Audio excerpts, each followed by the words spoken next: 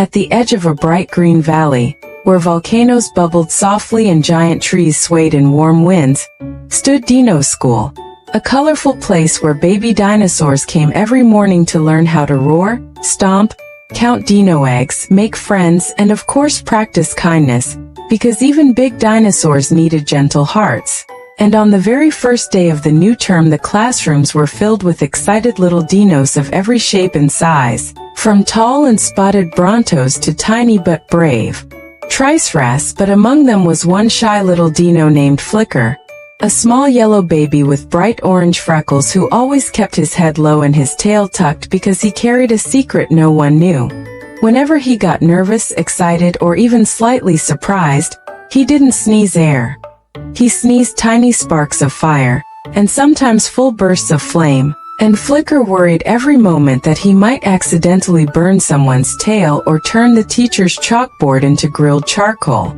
As the first lesson began, Miss Talia the Triceratops clapped her strong feet and welcomed everyone to class, asking each student to give a little roar to introduce themselves. One after another, baby dinos stood up proudly. Boomer the T-Rex gave a roar so big that the windows rattled. Lila the Stego gave a sweet musical rumble, and even Tiny Pip the Pterodactyl squeaked out a little chirpy roar. But when it was Flicker's turn, he froze, his heart thumping like a bongo drum, and before he could say a single word, his nose twitched, his eyes widened, and a bright swirling burst of warm orange fire shot into the air, spiraling harmlessly upward but surprising the whole class, who gasped and ducked, while Flicker's cheeks glowed red with embarrassment as he apologized softly and tried to hide behind his wings. Miss Talia, however, didn't look angry at all. She simply smiled kindly and said, "It's okay, Flicker, every dino has something special, and sometimes our special things surprise even us." But despite her gentle words, Flicker still felt nervous because he didn't want to ruin the day for anyone, so during the next class, stomp practice, he stayed far behind everyone else, trying not to sneeze as the ground shook under the tiny thunder of stomping baby feet. But funny enough, his classmates weren't scared anymore. Instead, they were curious. Boomer walked up to him and said, "That fire sneeze was awesome. Can you do it again?" Flicker shook his head quickly, saying he didn't want to burn anything, and Lila chimed in, "We can make a circle around you just in case." Pip added, "Yeah, maybe your fire can help us in class." Their excitement warmed Flicker's heart, but his fear stayed strong, and he decided to sit quietly during roar practice, drawing little stars in the dirt with his tail while everyone else filled the air with mighty baby roars.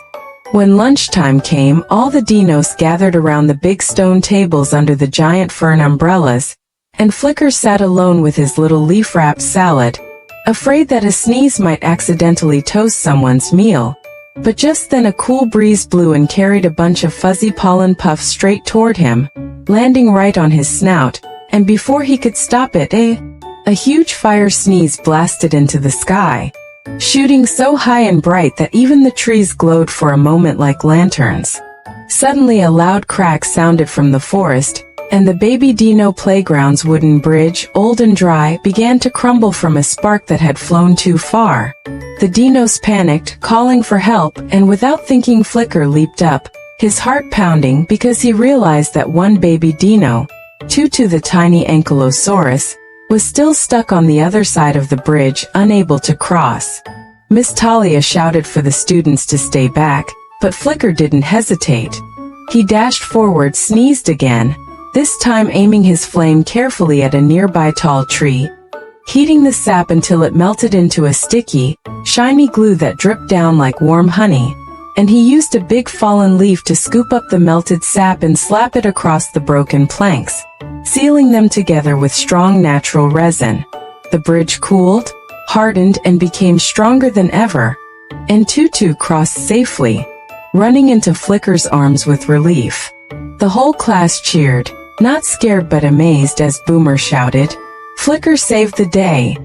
And even Miss Talia proudly declared that Flicker's fire sneeze was not a problem, but a gift. For the rest of the afternoon, the dinos helped Flicker practice safe sneezing, drawing little targets on stones and teaching him how to breathe slowly so the flames came out gentle and controlled.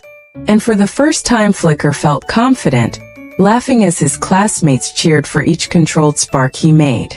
By the end of the day, Dino School wasn't just a place where Flicker had to hide.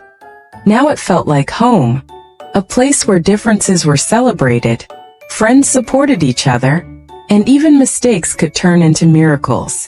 As the sun set behind the volcanoes in a wash of gold and peach colors, Flicker walked out with his new friends, holding his lunch leaf like a superhero cape and feeling proud, because he had learned something more important than roaring, stomping, or even fire sneezing.